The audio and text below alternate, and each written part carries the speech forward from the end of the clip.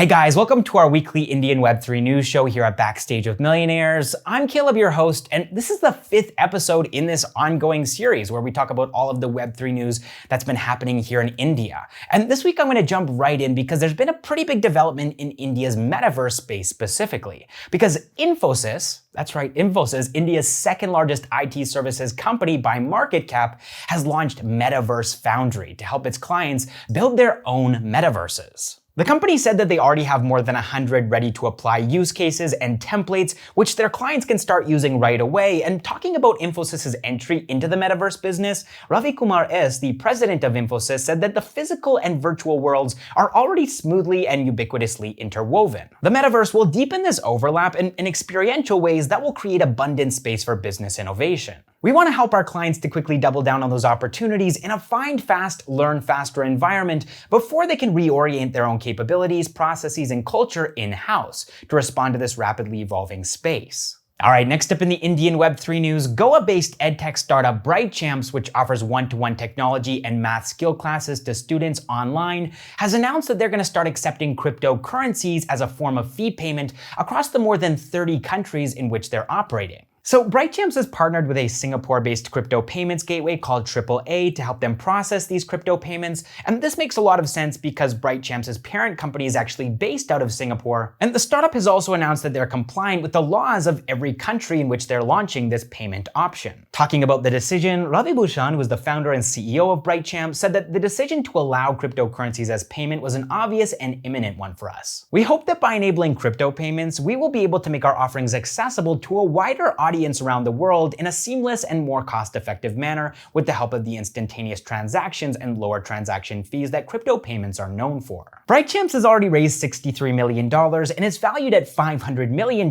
meaning that they're halfway to becoming a unicorn startup, so their adoption of cryptocurrencies as a mode of payment is pretty big news. All right, next up in the Indian Web3 news, Jupiter Meta has launched a fully curated NFT marketplace focusing on films, music, and gaming. So Jupiter Meta's NFT marketplace will use its own Layer 1 blockchain, Rubix, to facilitate these NFT transactions in a secure and fast environment. The purpose of this project is to capture the spirit of Chennai, and each piece is going to be going for 10,000 rupees each, and they will be minting multiple copies of each NFT. But what's interesting here is that these NFTs are actually going to be displayed physically as well. They're going to be wall art in Chennai. All right, next up in the Indian Web3 news, decentralized currency reserve protocol Asgard has launched their own DAO, as they're planning to bring metaverse, decentralized finance, and NFTs onto a single platform. So Asgard is backed by multiple stablecoins, including DAI, USDC, and BUSD, and their metaverse is going to be based on Norse mythology. So the way that this is going to work is that everybody who holds Asgard tokens and is a part of this Asgard DAO will be eligible to submit their ideas for characters and storylines based on Norse mythology. And once characters are approved by the community, then artists will start to work on these characters, and again, the community will vote to decide which characters are best. Also, it's worth noting that DAO members, as well as artists whose characters are selected, will get a loot box that contains exclusive rewards. Then, once the metaverse is actually created, users will be able to buy, sell, and stake NFTs and tokens in this Asgard metaverse. All right, next up, it's time for our weekly NFT Spotlight. And this week, we're going to be highlighting Rush Gaming Universe's Avatar NFTs. So just last month, Polygon partnered with Rush Gaming Universe, which I'm just going to start calling RGU, to help them with their Web3 transition. And now RGU has launched their Rush Avatar NFTs. These launch edition NFTs will have 5 unique rarities, and each of these rarities will develop unique superpowers in the RGU over time. Now, the best part is that they're actually going to be giving away most of these special launch edition NFTs to the most active players in their community for free. They will, however, be keeping 10% of these for future giveaways, sales, and partnerships, but overall, this is actually a surprisingly uplifting piece of NFT-related news. All right, next up in the Indian Web3 news, Satish Kumbhani, I don't know if you guys remember him, he's the founder of BitConnect. Maybe this will jog your memory. Hey, hey, hey. Hey, hey, hey. Hey, hey, hey. What's up,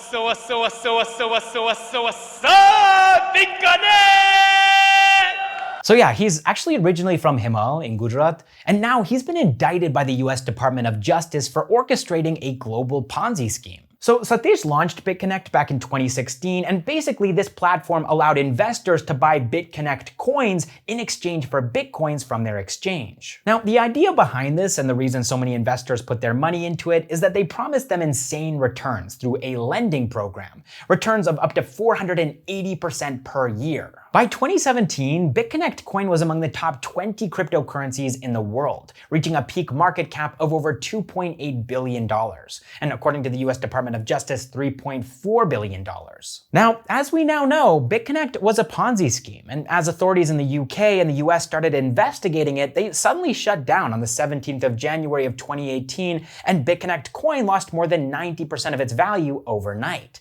Of course, a lot of people lost a lot of money, and according to court documents, BitConnect ended up defrauding investors out of $2.4 billion.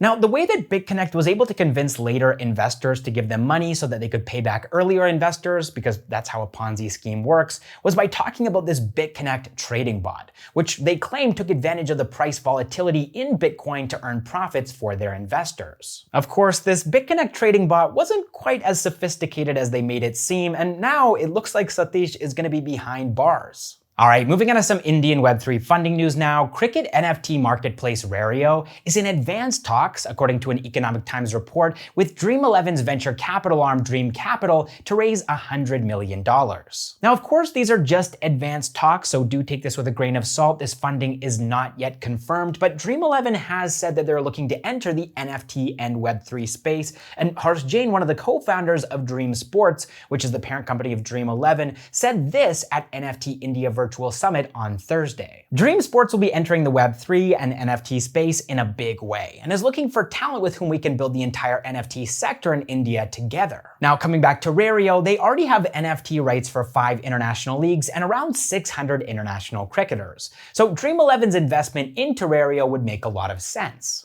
All right, that is all the Indian Web3 news that I have for you guys this week. I really hope that you enjoyed the video, and I really hope that you learned something new about India's Web3 space as it continues to evolve.